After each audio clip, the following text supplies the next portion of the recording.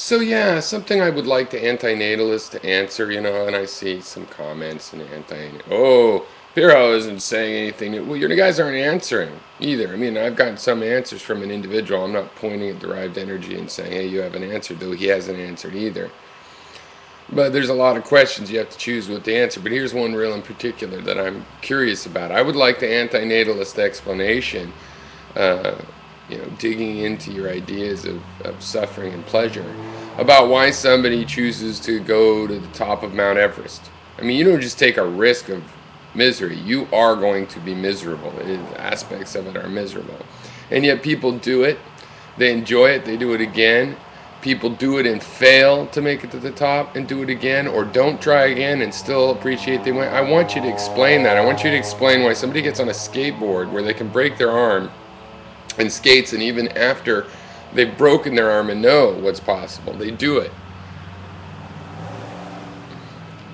And I'll give you a little hint where it's going. I mean, if you don't understand why they do that, then you can't say you understand how people interact with their pleasure, because you see, standing at the top of a place like Mount Everest feels so good.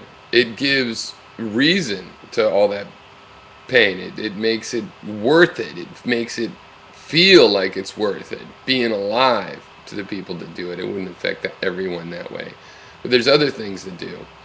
And when you work hard and take on some pain and struggle and shake it off and see a magnificent view, it might seem pointless, but in reality it justifies living itself, because they understand what there is to live for, why a deprivation from those kinds of opportunities is deprivation.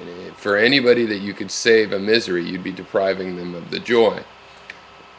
If you can't deprive them because they don't exist, then you can't save them either.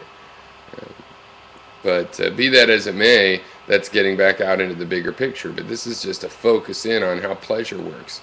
You guys don't seem to understand how pleasure works for people. And I don't see that you have an explanation for why people hop on skateboards, do extreme sports, climb to the top of mountains, um, have risky love affairs, and are glad they did, and so on. All right, cheers.